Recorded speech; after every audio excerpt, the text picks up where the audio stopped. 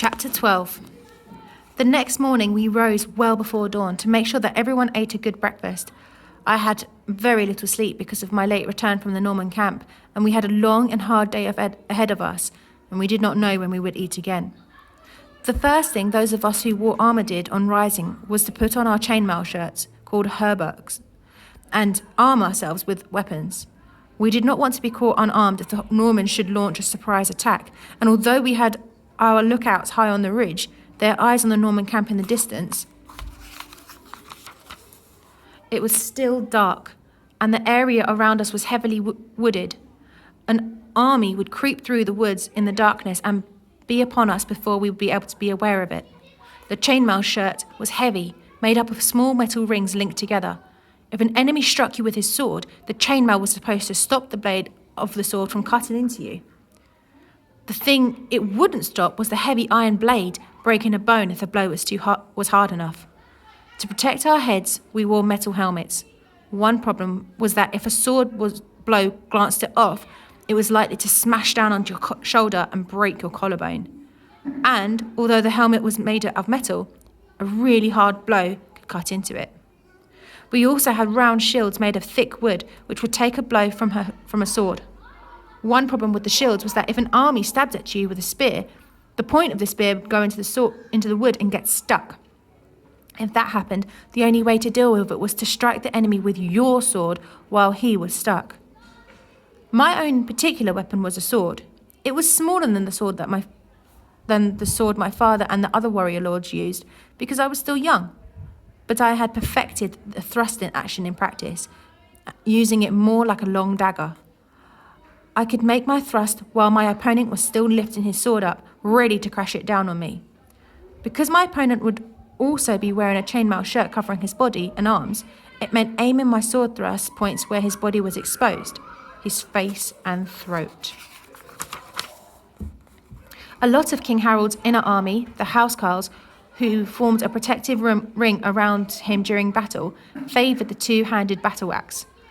This was a fierce and heavy weapon with two sharp blades, but as it needed two strong arms to hold it and swing it, they were not able to use shields for their own protection. For most of them kept their shields slung on a strap hanging down behind their back and a sword by their side, so that if the fighting got too close to be able to swing the battle axe effectively, they changed to sword and shield. As I sat eating my breakfast of bread and meat, my head was filled with thoughts of battle to come. My first battle I had spent many years training, learning to use a sword, spear and an axe, but for the most part they had been blunted. Now I'd be going into battle against older and hardened warriors, facing sharp swords and spears, people who wanted to kill me, not just disarm me in a training bout. How would I fare? How would I survive? If I did, would I be damaged? Would I lose an arm or a leg or my eyes like so many former soldiers? I had seen begging on the streets in towns and villages. As I ate, I became aware of someone sitting down beside me. It was Osric. I looked past him for his father, Lord Bane, but he was not there.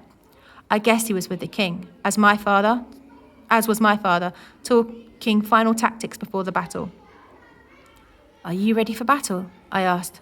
Osric shook his head. "No," he said. "I don't want to fight, but I have to. Otherwise I'll bring shame on my father's name as a coward." He looked miserable. "I will die today." "But you were too clever to die," I said. "You were quick. You think quickly. All you have to do is watch out for people attacking you and dodge them." "There will be nowhere to dodge them," said Osric with a sigh. "You know what it's like in battle, Edwin. The men pack tightly together. There is nowhere for anyone to turn, let alone move and dodge." "The line always breaks when the battle is at its height," I said.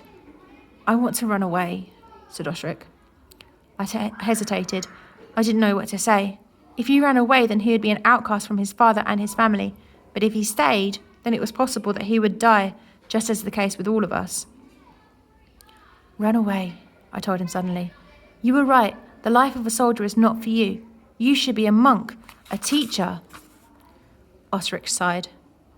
"No," he said. "I could not bring that shame on my father." I held out my platter with bread and meat on it towards him. Have you had breakfast? I asked. Osric shook his head. No, he said, I feel too sick to eat. Edwin, said my father's voice. I looked up at him in his chainmail with his long shield slung across his back as his long sword in its scabbard hanging by his side. He looked every part the fine warrior, and I felt proud to be going into battle alongside him. We are ready, he said. It's time to take our places.